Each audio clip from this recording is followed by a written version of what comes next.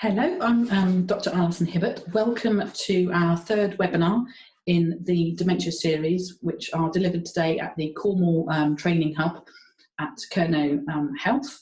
If you haven't watched the first two recordings in the series, they are available to watch on demand at the Kernow Health YouTube channel. This episode in the series is focusing on what we can do to support people living with dementia and really make sure that they can live well with dementia. I'm joined today by Teresa Parsons, who is the Service Manager for the Alzheimer Society in Cornwall and the Isles of Scilly. She's also an expert carer by experience. I'm also joined by Dr Henry Cameron, who's one of our local psychiatry consultants, and they're going to be contributing to this session. For those of you watching live, there's a question function at the bottom of your screen, and you'll be able to pose some questions during the broadcast, and we'll try to answer them either as we go through or towards the end if there are any questions. So to start us off, I'd like to hand over to Teresa. Okay, so I'm going to be covering a very snippet really of some top tips of living well with dementia. So it's going to be covered around living well with dementia, so the aspect of the person with dementia, the carers, so top tips for caring for the person with dementia, really important. And I thought I'd cover some 10 ways to make your home dementia friendly. And then towards the end, just a few useful resources and some signposting opportunities. All the information I'm going to be giving you today can all be found on the Alzheimer Society website. So, but it's important to know that you have the knowledge of some of the things that I'm going to talk about. So first of all, we'll look at some tips for living with dementia. So living with dementia can be quite challenging for a person with dementia. They may feel angry, they may feel frustrated about what's happening, and plans for the future may change. But it's also important to remember that the dementia doesn't change. So for the person with dementia, things don't change, but their plans may change. A person with dementia can focus on the things that they can do. They can and want to focus on the things they do rather than the things they can't do. So it's really important to try and get them to focus on the things that they can do. And also, they don't have to stop doing the things that they like. They may just have to do them in a different way. So that's all round about staying positive. So just touching on a couple of things about changes to relationships. So people with dementia may find it that having dementia changes their relationships with other people. So, which can be hard to deal with. But there are things that can be done to adjust. So things, for example, some people may treat the person with dementia differently to how they did before. And this might be because they don't understand the diagnosis or what is happening to the person with dementia. So try talking to them about the diagnosis if you feel comfortable in doing so. You may find that people with dementia lose touch with some of the people as a result of their dementia. So this could be because, again, they don't do the things that they used to do together with others anymore, such as work or hobbies.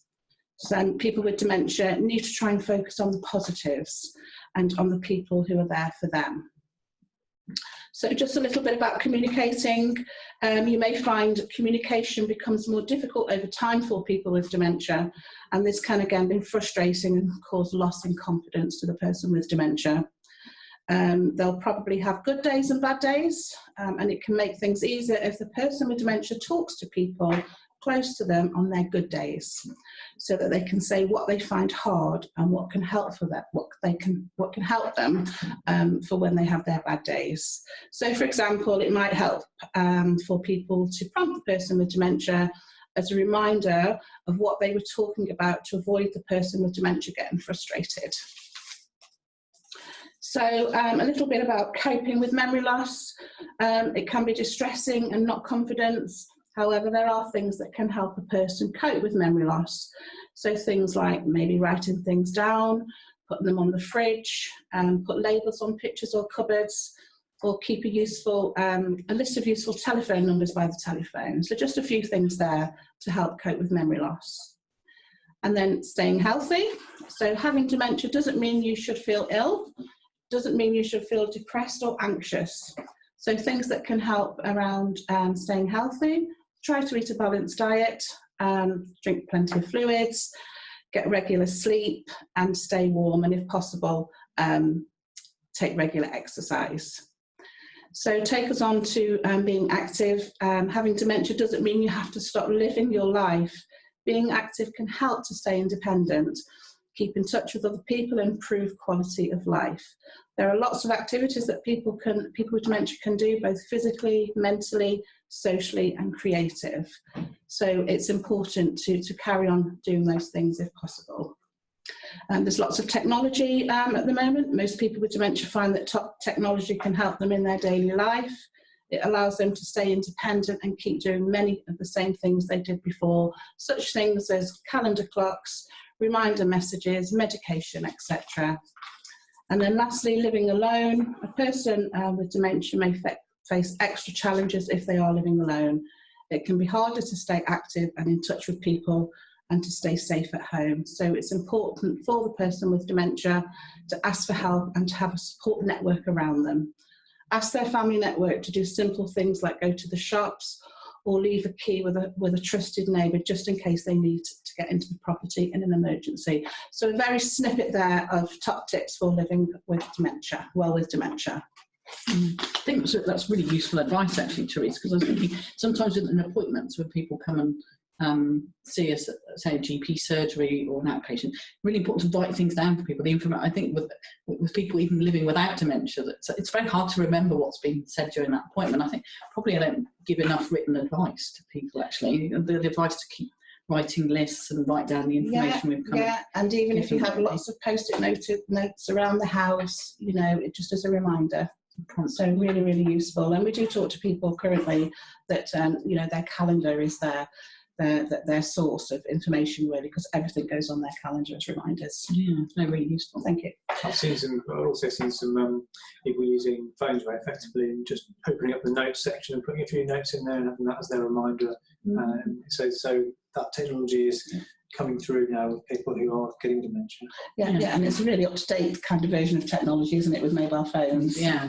Some people don't use them, but I think more and more people are using them these days to have those prompts, etc. Okay, so we're going to look at some top tips now for caring for a person with dementia. So what's important for a carer is to know what their limits are.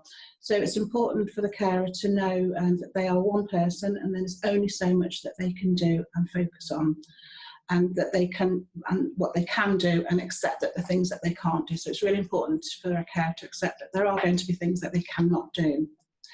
It's important to prioritise. So when a carer has a lot of different things to do, which you'll probably find that they do, it may help to prioritise. So work out which things really need to get done and which things are less important, and do those first. So with carers, don't compare yourself. So it's important for a carer not to compare themselves or their situation with other carers. And we have that saying, when you have met one person with dementia, you've met one person with dementia. So it's important for carers not to compare themselves. That they may find that other carers cope better than them. So everybody's situation is different, and and they also face different challenges. So important not to compare. Also to confront your feelings. So for a carer to try and understand why they feel the way they do and accept any negative feelings that they may have. So they're not alone in feeling this way, and it is a normal reaction. So if carers are feeling frustrated, and they need to perhaps try and work out why they're feeling so frustrated. Are they doing too much? Are they not getting the help that they need? So once the carer understands why they feel the way they do, they'll be able to make clearer decisions about what's right for them and for the person that they're caring for. So talk about things. Talking is the first step to deal with emotions. So it may seem like a small thing, but it can make carers feel less isolated and stressed, and it can help to put things into perspective. Bottling up feelings or not talking at the time to address them is likely to make things much worse. Talking to other carers is very important. Carers talking about their experiences with other carers can also be hugely beneficial. Carers may be able to share advice and discuss their experiences. And it may also be easier to talk about their feelings with other carers, so because they understand what they are going through. Involve family members. So carers may find involving family members and friends to give them a break and reduce some of their stress. For some people, they can provide a good range of support. It may help to talk about dementia to the people that they know. And they can also say what life is like for them and for the person that they care for. Ask for help. Carers shouldn't be afraid to ask for help and support if they need it. If they don't have any friends or family who can help or need types of support they can't provide, there are voluntary organisations out there or the local health authority that might be able to help them. Think positively. Carers can pick out a focus on some of the positive aspects of caring and supporting someone, so such as commitment to the person they care for and their fondness for them. Focus on the good things. Sometimes it can be hard to see the positive things that the carer is achieving in their caring role. Writing things down, even small things, such as a shared joke, might be useful, something to reflect back on when perhaps a carer is feeling low. And when the carer is having that difficult day, these things can also remind them that there are good days ahead and things can get better. And lastly, take a break. Carers will be able to cope better if they take breaks away from the person that they're caring for and find time for themselves. They need to try and find time to reflect and relax, enjoy personal interests and hobbies, and socialise with friends and family. So hopefully that has kind of covered some top tips for caring for a person with dementia, which is very important to the carer and very important for us all to have that knowledge. No, thanks for that. I mean, that is so important. I think that we have to acknowledge that there are a lot of unpaid carers, a lot of family members, aren't there, looking after a loved one living with dementia. And we often sort of ask the person living with dementia or the patient, how are you? But to remember to ask how the carer is. A carer almost needs somebody from time to time to care for them, look after them. Absolutely. Kind of needs really, if the carer's well and happy, then that they can look after the person and support them as well, and acknowledging that sort of role and the impact on them. Yeah, and I think it's really important for the carer to have that network as well, and that's through personal experience, that if they have that network and they have the right level of support, they hopefully will be able to cope. We didn't have a positive story in my personal experience, but I do really think that's really important about that positive network. Yeah, definitely. And reaching out when you need support. And the limits, knowing your limits section as well, that's quite important. I mean, quite frequently, if I see people in the memory clinic with a carer, they really look like they're suffering with depression, because it's taken so long for them to come forward and to acknowledge the need for help, that they're actually really quite unwell as a result of it. So that's very common. So being proactive and knowing when you need to ask for some help can be really difficult to do. Yeah. So, and people feel like they should be coping. Do you know what I mean? They kind of feel, that's why as a healthcare professional, I kind of proactively ask the carer, how are they? Because they don't, then you open them up to make it okay for them to say whether they're not, it must be difficult for you, kind of acknowledging. Yeah, and I think it's a classic that carers don't see themselves as carers. Mm-hmm. So maybe they don't reach out. Maybe they think that this is my role to care for the person that I'm caring for. No, thank you. Okay, so I'm just going to touch on some 10 ways to make your home dementia friendly. So the first thing is to make sure you've got good lighting. So check that the natural light can get into the house. Good lighting helps see clearly and make sense of where you are. Sorry. It also, we need to it's important to make sure that there's nothing blocking the light from coming in through the window, and make sure that the bedroom is dark enough at night to ensure that you get a good night's sleep. Make sure your flooring is safe. Remove anything that you could trip up on, get rid of any rugs or mats that may be loose, and watch out for other trip hazards like cables. Make sure you can see the flooring clearly too. Plain matte flooring is best. Avoid flooring that is shiny or that's similar colour to walls, as it may be confusing to the person with dementia. Make eating and drinking easier. Eating and drinking, well, is important for your health, as we know. Use plates, cups and tablecloths with colours that contrast with food. Try using clear plastic containers to store food so you can see what's inside. Get furniture you can see clearly. Dementia can affect how well you can tell the difference between colours. Use bright and contrasting colours to help you see furniture better. Avoid stripes and strong patterns, as they can be confusing. Remind yourself where things are. If you have memory problems, you may forget where things are kept. So maybe put pictures or signs on cupboards and drawers so you know what's inside them.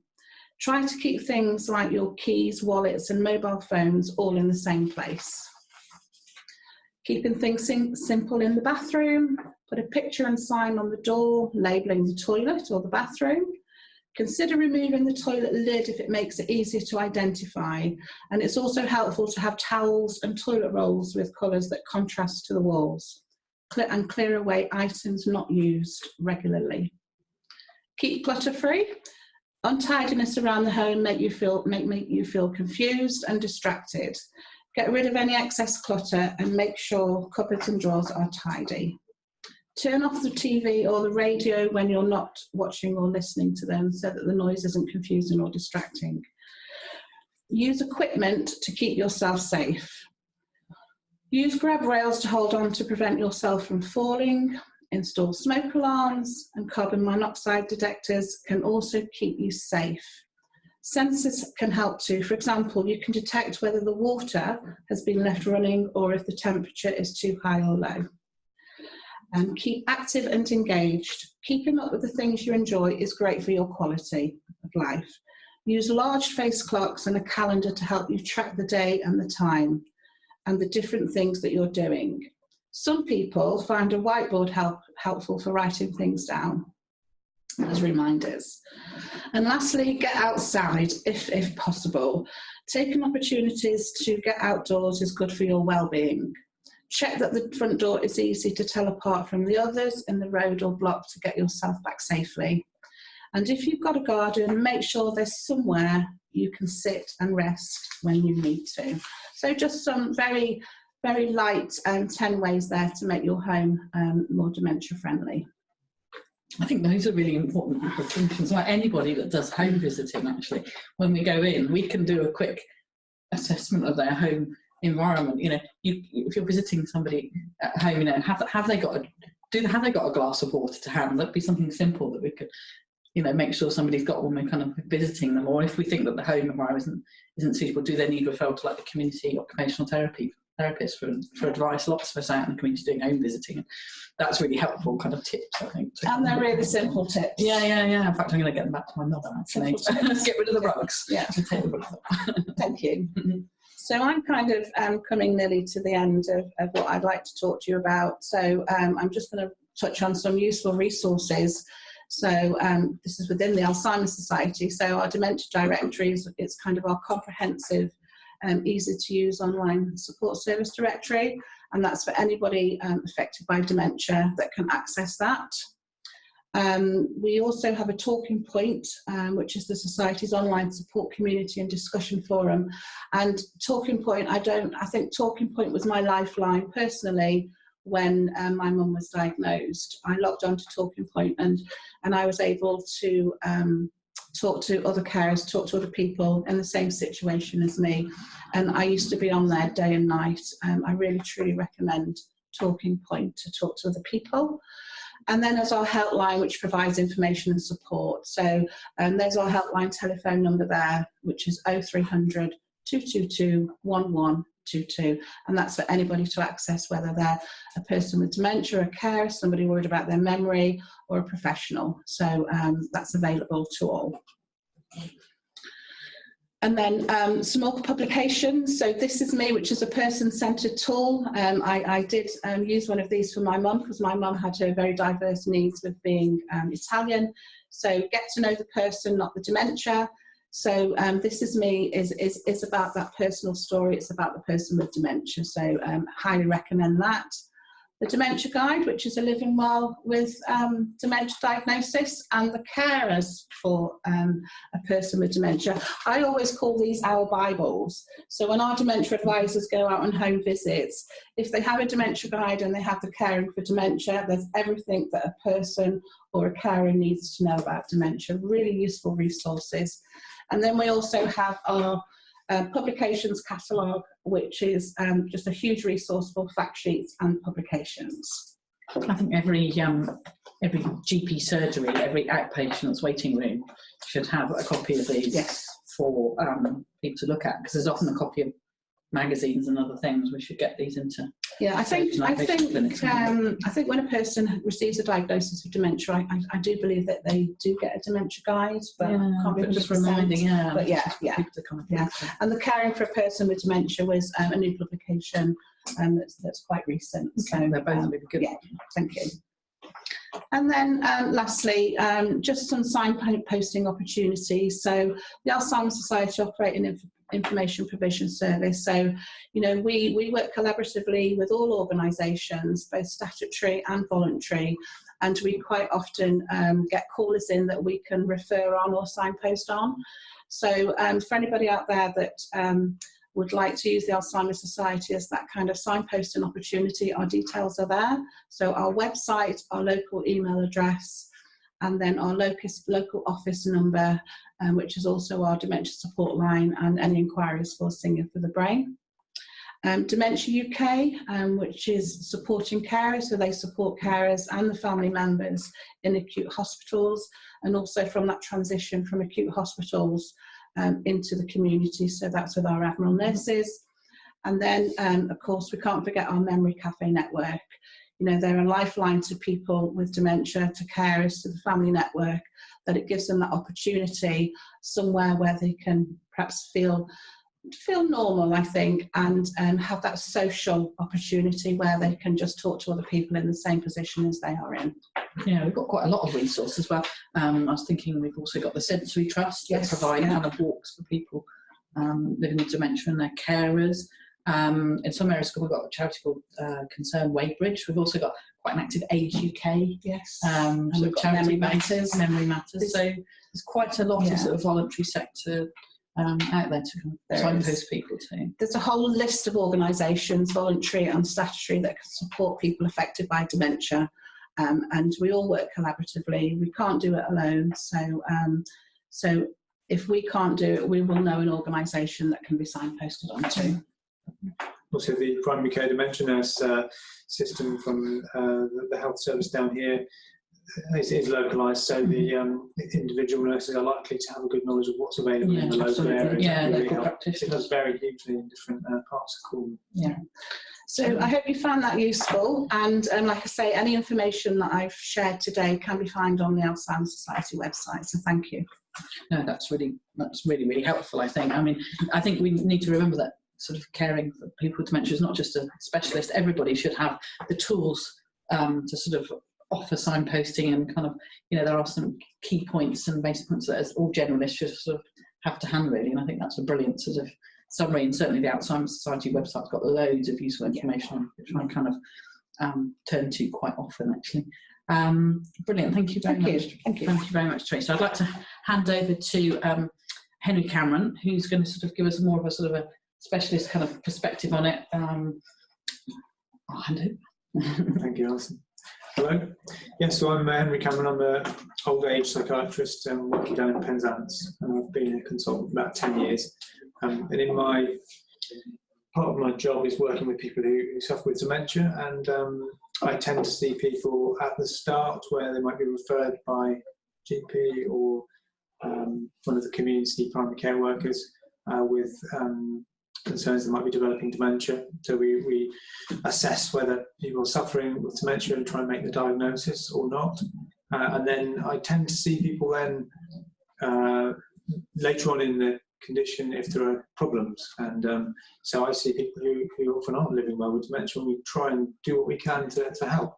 There are many people I don't really see in the course of their dementia as it progresses, and which is generally a good sign for them. So I thought I'd talk a little bit today about the diagnosis, following on from that, and treatments in terms of medication and non-medical approaches to helping with dementia, and then a little bit on the more challenging end of the spectrum in later dementia. And I'll try not to overlap with what Alistair Byrne was talking about, but if I do, no. I think some of the points are really key, and it's quite good to hear them more than once, actually. So no, that's fine. So okay, so maybe that's on. So I thought it would be useful just to start really by reminding us about the process of dementia, and staging of dementia is quite useful. And we tend to stage other diseases, renal impairment, heart disease, and brain failure. Dementia is quite useful to know roughly what stage of dementia someone's in when you're trying to help. So generally, problems arise gradually and start subtly, and usually one part of the brain is affected, which gives the early symptoms. So in Alzheimer's disease, for example, the forgetting recent information is the key early symptom, because the disease process tends to start in the hippocampus, on the medial side of the temporal lobes, on the inner part of the brain, where our recent memory systems work. So that's typically the early symptoms and signs, and then it spreads to other areas. So that's one of the conditions that causes dementia, and of course there are others. So generally, when we're looking to make a diagnosis, we try and work out what the cause is, and the early symptoms are often really useful clues, because it gives us an idea where the problems originate. So then the degenerative dementias, so Alzheimer's disease and frontotemporal dementia, tend to progress fairly consistently year to year, and the disease process spreads, so different areas of the brain become involved. So if you test someone who's got an advanced dementia, they'll have problems in many areas of the brain, but if you saw them at the very beginning of the dementia, you'd be able to localise where the the signs of which bit of the brain is being affected. We tend to find that once the frontal lobes get affected, which are the key bits of the brain that orchestrate all the different functions and control our behaviour, emotions, mood, planning and organising, it's the crucial bit that makes us human. Once they get involved, that's usually when people start to have more noticeable functional impairment. So struggling to keep up with things, maybe getting behind with bills, making poor decisions, or being subject to scams, things like that, as judgment can be affected. So I was saying the early symptoms are useful when we're looking for the subtype, but if someone's got an advanced dementia, it's not actually that important at the moment to know what the subtype, what's causing the dementia. In the future, hopefully, when we have some better treatments which can actually prevent the progression, it will be much more important to know exactly what the cause is. But at the moment, in primary care, if someone's got an advanced dementia, it doesn't really matter what the cause of that is, the approach will generally be the same. The one condition I would suggest people do look out for specifically is dementia with Lewy bodies. Do you know why I'd be saying that as a GP? Yeah, I think it's to do with some medications, particularly half-limit. Yeah, absolutely. Yeah, so that's with people who have a low dopamine level, as it's one of the Parkinson's conditions. And if we give antipsychotic medications, people who have already low dopamine, and we're blocking the dopamine systems, they can have really strong responses to antipsychotics, and it can actually be life-threatening. So it's the sort of third commonest type of dementia, because I think people aren't really necessarily always familiar, but the kind of Alzheimer's dementia type is the kind of most common. Yeah. This is what I understand correctly. Yeah, and then vascular the next, and sort of maybe a mixture of the two, and then actually Lewy body is probably the next one. Yeah, it varies in prevalence in different studies, but probably 10%, roughly 10-15%. Some people say. I think it's often missed. Yeah. And other things to look out for: if someone, some Parkinsonism appearing. Visual hallucinations are usually early symptoms in Lewy body disease. In Alzheimer's disease and vascular disease, patients may get visual hallucinations, but they tend to be much later on in the condition. So if someone's hallucinating visually early on, we definitely need to be thinking about Lewy body disease. And the treatment is a bit different, so it's a useful one to separate off. I think. What would be the other features that I read? Kind of sleep problems. I can relate to what you're talking about because my mum had dementia with Lewy bodies. Oh, really? Okay. So hallucinations were a big part of our lives. Yeah. So I can really relate to what you're talking about. Yeah. The other thing we particularly look for is sort of fluctuating levels of confusion. So someone with dementia with Lewy bodies may be very lucid at one point, and then an hour or so later they may appear almost to have delirium and be really quite muddled, think they're on a ship or be disorientated in place when they're not normally. I don't know if you experience that, but that can be a key sign. And sleep disturbance, absolutely. So REM, behaviour sleep disorder. And am I right in thinking that, so again, in personal experience, when asking Mum to describe what she sees, because we never disbelieved her, we just said that we couldn't see them, and her description of what she saw, the people that were in her house were people with heads and bodies.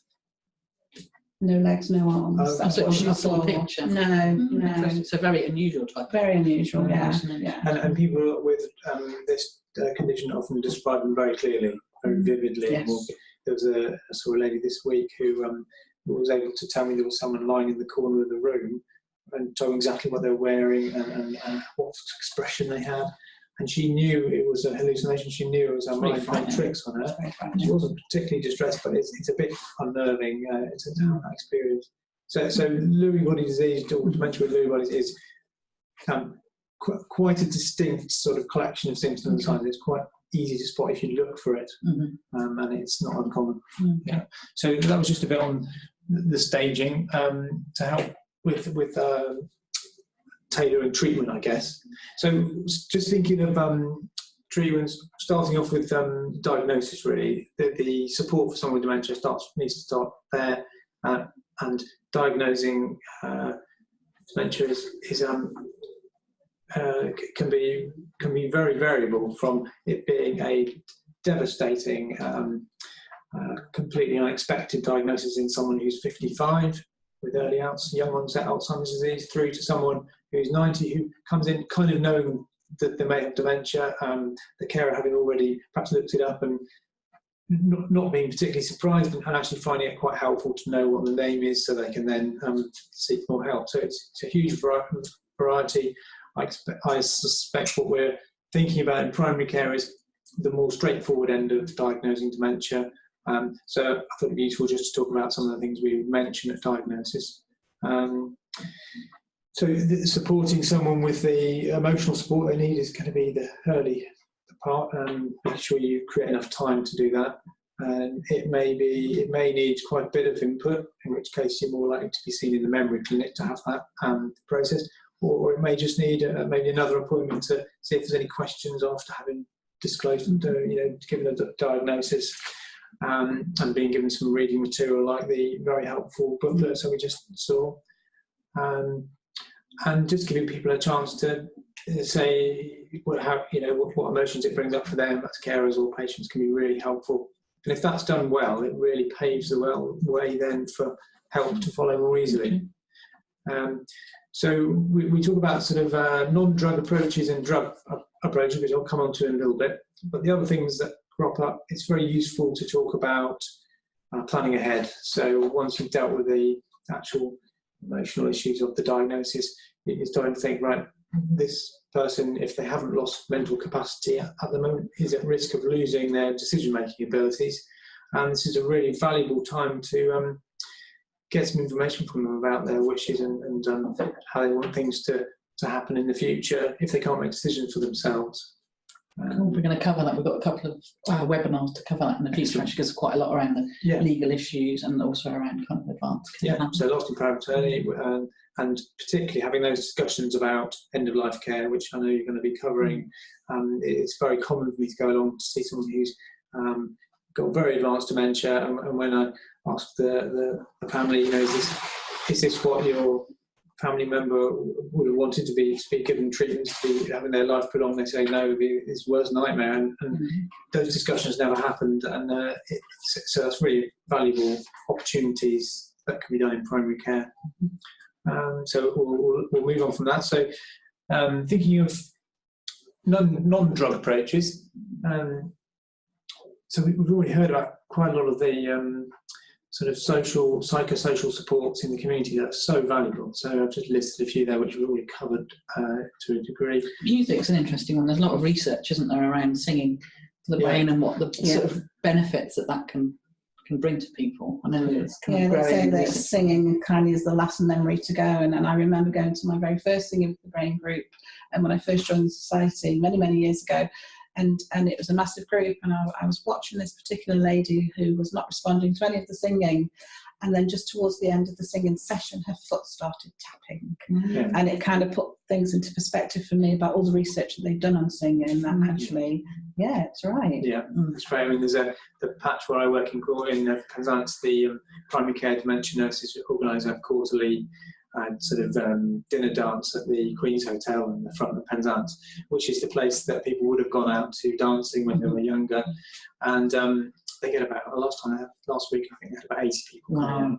And they get a live band and a really good band, and you see people just come alive. People who haven't really said much for a while, or have been really suffering with the apathy that can come, are really having a great time, and that's particularly for loved ones and carers.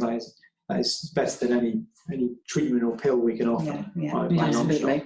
Totally agree. Like you said, focusing on the things that people can actually do and kind of enjoy doing, never mind worrying about the things they now can't do, but encouraging them with the things they can. And looking at what interests the person had earlier in life. So there's horticultural programs, there's the Peak Project in Penzance, there's the Wednesday Wanderers, the walking group you mentioned, which again can be really good because you're walking alongside someone rather than sitting opposite, and so it's quite it's more relaxed. It's not very confrontational, and if often say with Alzheimer's disease, people are physically very well and can walk a very long way. So it's a really great thing to again celebrate things they can do well. And there is a lot out there, isn't there? It's just getting it out to people with dementia, to carers, to families, that there is a lot out there, and it's just making sure that we're promoting all these good things that are going on to help people live well. And getting the local networks connected so that GP surgeries will know what's going on in their area. So they're all really useful things, and so that there are specific therapies that are used in dementia as well, and they can be really helpful. So cognitive behavioural therapy, cognitive stimulation treatment, which is offered through the memory clinics for people who have a diagnosis of dementia. Care education programs. There's a lot of really useful approaches, but in addition to that, just the common sense approach of keeping that person physically and mentally active and engaged in the things that they enjoyed, whilst trying to take away some of the stressful things in life for them. So maybe the finances and the things that they got into a muddle with can make a huge difference. So that's really the bulk compared to the drug treatments anyway. This is where the majority of the benefit is going to come, and I think it's probably why it's difficult for doctors this bit, because you're telling someone potentially they've got dementia, and then there's no treatment, and so it can feel really demoralised, and probably there's nothing. Want to avoid it. But actually really having. Actually this is really useful to kind of know what we should be doing, even if it, sometimes the value of giving advice, and signposting, it is really important. We do have tools, they just happen to be not necessarily always in the prescription pad.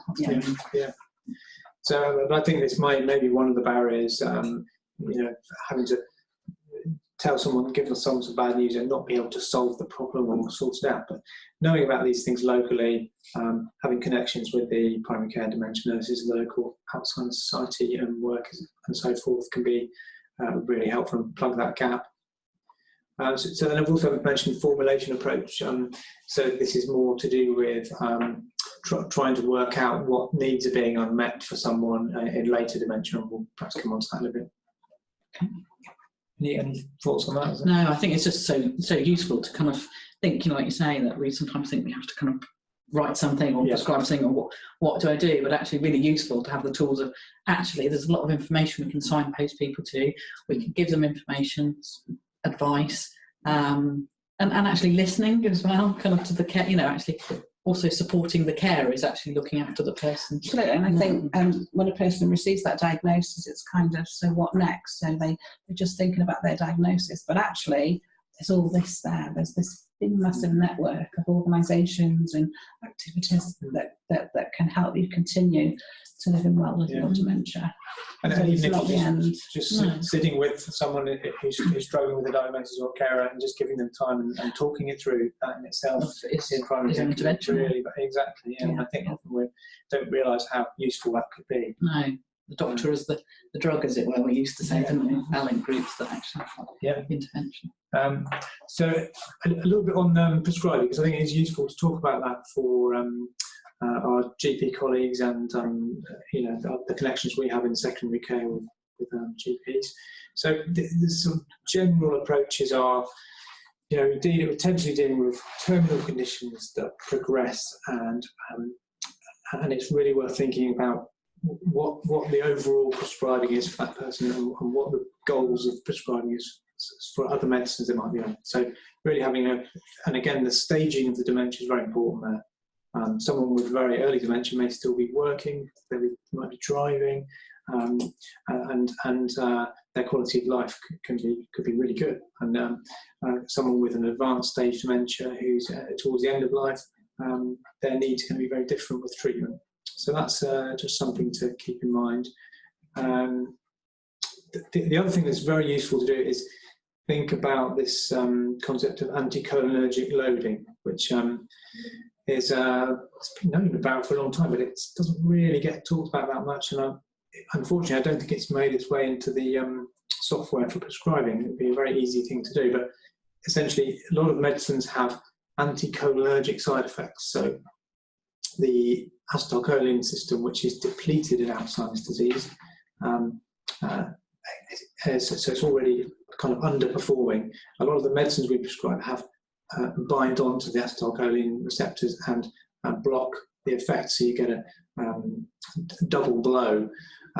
And drugs like amitriptyline, strongly anticholinergic, because if you have 2 or 3 of these medicines, you can have quite significant clinical effect. So hopefully in the future there'll be a way of that pinging up on the screen to say, you're on 5 anticholinergic drugs with a score of 8, and if you were going to prescribe a dementia drug, you'd be completely cancelling out the benefit. So that's a really good starting point. And there's a website called MediCheck, which I've listed on the slide there, which is quite useful. You can put in the names of any drugs and it will give you a tally of the score of anticholinergic loading, and green, amber, red, to sort of guide. It's important for annual review, because in primary care, patients on the sort of dementia register will have an annual review, and it's what we do at annual review, but it kind of needs to be embedded, that you kind of do a check down, what medications are they on? Am I doing more harm than good with my kind of treatment? That's right. Yeah.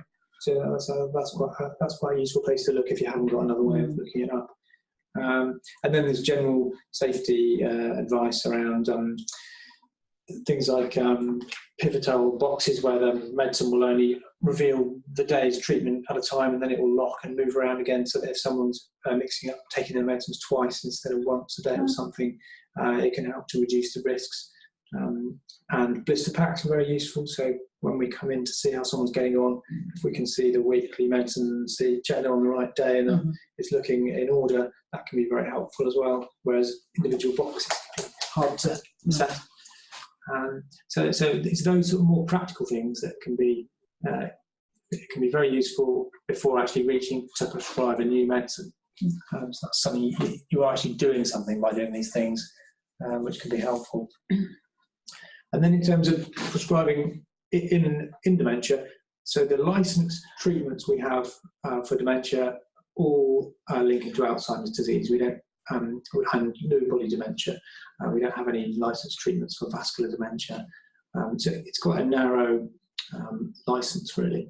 So the cognitive enhancer group, so donepezil being probably the most commonly used one, is licensed for early to mid-stage Alzheimer's disease, and memantine is another licensed medicine which we would consider using in moderate to severe dementia, so middle to later stage dementia. The advantages of these medicines generally outweigh the side effects for people. They're generally well tolerated, relatively safe. We take care with donepezil with people who are on beta blockers because they both have a cardiac slowing effect, so that's one thing to be careful with. And the contraindications like asthma, usually people who have more severe asthma, and peptic ulcer disease are worth keeping an eye out for as well. What are the sort of side effects you should look out for if you've started somebody on one? The most common side effect is the gastrointestinal symptoms, so nausea.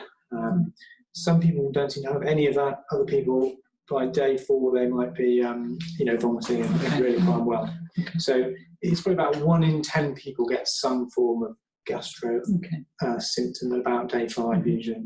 And do you switch them? So if they've tried donepezil, they haven't tolerated that, do you try a different one? Are they all about the same? Or? Well, usually, I mean, if the symptoms are mild, and we've explained ahead that they might get them, and people carry on, it usually goes away.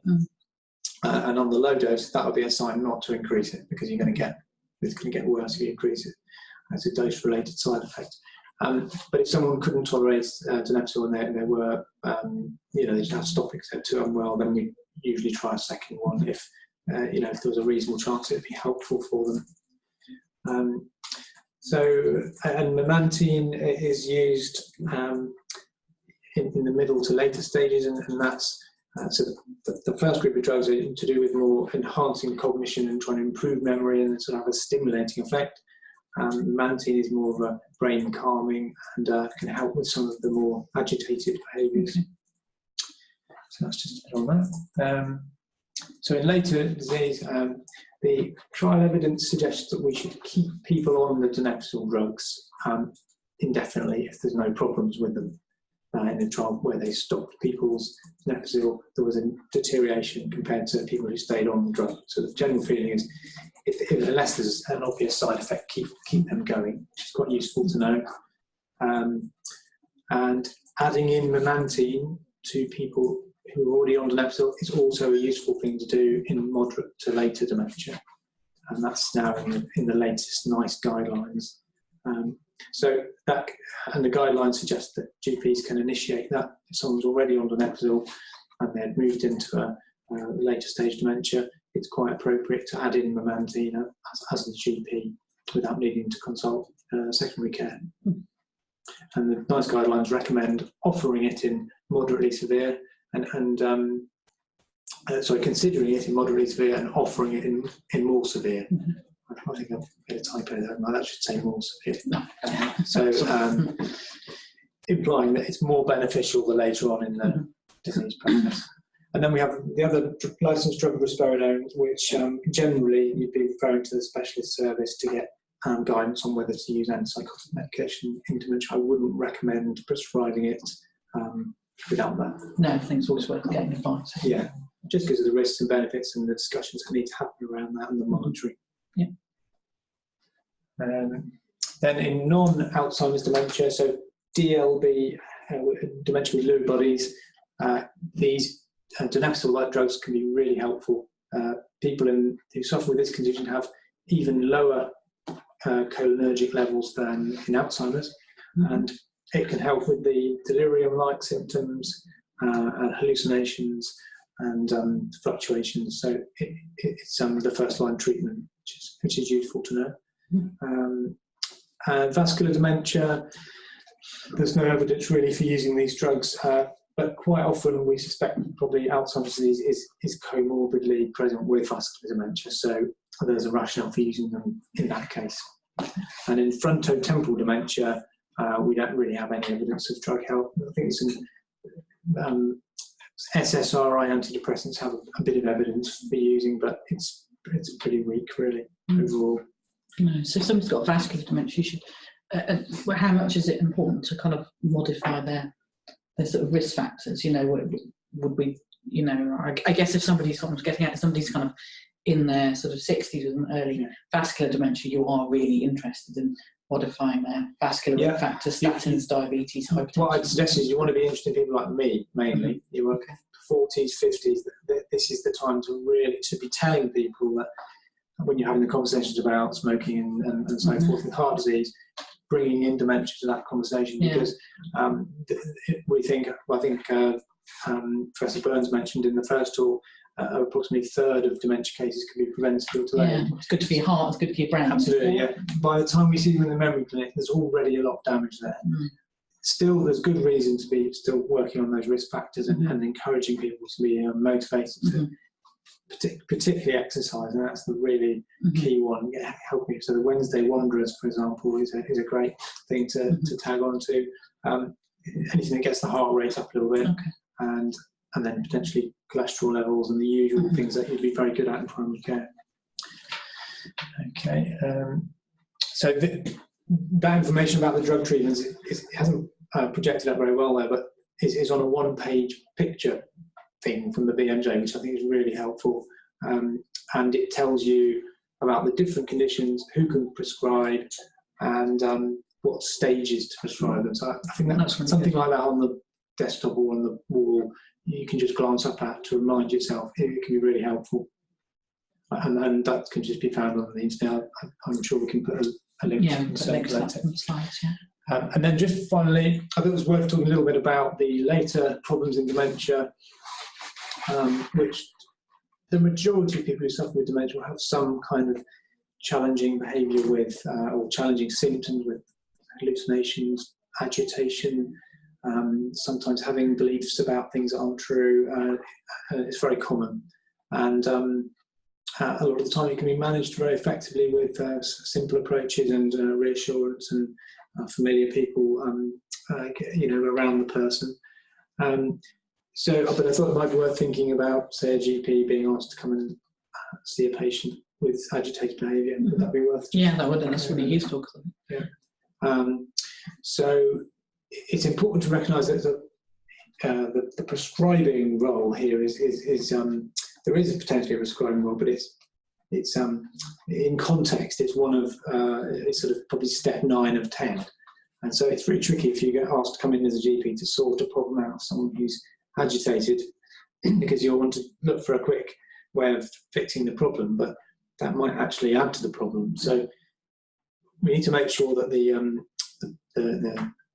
other causes and the other approaches have been tried first. So you need to be a bit of a detective, really, and particularly in care homes and nursing homes, the staff are getting much better at this, and they'll often have done a lot of these things already, but it's worth checking. So making sure that there's no other cause for why someone might have become more restless or distressed. If they've got a dental abscess, or they've got cellulitis coming on, with their urinary tract infection, some sort of delirium, some sort of acute episode on top. Especially if you're looking at a kind of 1 week, 10-day history, something like that, or shorter. That's really pointing to the fact that something is going on that might be that person's communicating difficulties with. So that's really important. I think chest infections, urine infections, kind of cellulitis, gallbladder infection, they're the kind of commonest type infections in the elderly. So really some screening for and doing a fairly thorough thorough sort of physical examination, and then also I suppose kind of thinking about blood tests as well. Because the person just won't be able to give you that information that we would normally, let's say, we're feeling breathless or we've got pain or whatever. So you do have to be a bit of a detective, and it's quite okay to delegate some of that out and ask if it's in a nursing home, ask the nurses to start screening and ruling these things out if they haven't already. Then there's a way of, if there's challenging behaviour that we think is to do with the dementia, not due to another cause, then looking at solving a bit of a puzzle. Why is this person, what are they trying to express by the agitated behaviour? And that needs kind of good knowledge of the person's life and what they used to do, what happened in their life, where they think they are in their life. So often people will be reliving things from earlier on that might be traumatic, and if you don't know enough about that person, you can't really find that out. It's a bit like stopping somebody wants to wander, and in the care home they stop them from wandering because they might fall over. So, actually, why can't we let them wander? They want to have a bit of a walk, get agitated if they don't. Yes, that's right. We had a patient who'd been a dairy farmer, so every 5 in the morning, he'd done it for so many years that you don't stop being a dairy farmer, so he'd be up in the nursing home at 5 trying to get out. Trying to get out to milk his cows. And that led to some, and at first that was quite confrontational when he couldn't get out. The staff really got the hang of that and managed to... And that's why the This Is Me was introduced. Absolutely, tied in really well. In an acute setting up north somewhere, and gentlemen getting up in the middle of the night, and the nurses getting quite frustrated because they weren't sure why he kept getting up and he just wanted to wander. And so when they spoke to the carer, it all came, it was all clear light then, is that he used to be a milkman and that's what he was doing. So he was doing his rounds. So once the nurse and staff understood that, he was then able to get up in the middle of the night, go and do his rounds, and then get back to bed. And no, there's no role for medication there. It's about the team looking up, understanding that process, then entering into it with the person, and you've then got a completely different outcome. So making sure those sort of things are happening, and very often shortcuts get taken and under pressure, so it's worth checking that out. And then if we're looking at drug treatments, really you want to look out for work out what it is you're trying to treat. So we would say look for psychiatric syndrome. So if someone's got quite a few depressive symptoms over the last 6 or 8 weeks, and they score highly on the dementia depression rating scale, or you really recognise these symptoms as being a part of depression, and that would probably be a good place to start with an SSRI antidepressant. And in that case, identifying what the target symptoms are, how long you're expecting to try the treatment for, and then making sure there's a review date so it doesn't just get left open. And if problems are more severe and people are becoming aggressive, then that's probably a reason to refer, and you've gone through this sort of more basic level, it's a reason to refer in and get the dementia liaison team or specialist help. And so just to sort of, I'll just remind you that the prescribing, there is a role, but it comes quite far down. Sometimes we're advised not to use benzodiazepines in dementia, and it worsens people's cognition, it causes falls and so forth. But sometimes when there's an acute risk and someone's very agitated and distressed, sometimes there's no alternative to use those drugs for a short time limited period while we try and work out what else might be going on. Yeah, so it's worth getting specialist advice, I think, if you kind of think. Yeah, and quite often local GPs will sensibly have done this, will done a blood screen, and on a Friday, worried about the weekend, they might prescribe a short course of, say, lorazepam at a low dose, and then refer in for us to become involved. Yeah, so that just gives you a little bit of a framework to approach those cases, and I think that comes to the end. Yeah, and I think that kind of is a really good that's a really good hour of what we can do to support people kind of living well. I think that dementia is everyone's business. The key is that we can get inadequate support so people can kind of live well. I noticed you had your sort of consultant psychiatry hat on because you talk to people suffering with dementia, and the dementia-friendly communities also say don't use words like that, because what we want to do in society is kind of reduce the stigma and focus on people sort of kind of living more well. But I think your view on, you're looking at people, when people get to see the consultant psychiatrist, the sort of specialist, they've usually got some quite kind of challenging needs, or that's the patient group that you see. But I think as a sort of primary care, we do see people kind of living better, and that's what we should kind of sort of be inspiring to. And I think also that a lot of the solutions are kind of supportive, community-based, simple advice as well, and that we, it's not just about kind of medications. It's one of these long-term conditions where actually the sort of non-medical advice is more important, I think. And just going on from what you were saying, Alison, about kind of positive language, I suppose. So the Dementia Friends programme is all about kind of that social movement, so taking action and kind of helping people understand that you can live well with dementia through the right level support and understanding. So so Dementia Friends is all about kind of the change in the language from, you know, you can live well with dementia. So really important for people to access the Dementia Friends programme. Yeah. And at the same time, it's really important to acknowledge that these collection of diseases aren't normal, part of normal ageing, and if we don't kind of tackle them head on, we won't end up with the treatments and approaches which diseases like cancers have developed over the years. So we still need to keep that approach strong, as people still often think it's a normal thing to happen when you get to 70 or 80. Yeah, and it isn't a normal part of ageing. It's It's not a natural part of ageing. Yes. No. Thank you very much. That's really, really great hour, actually. Thank you to both of you. Thank you. Okay. Thanks a lot.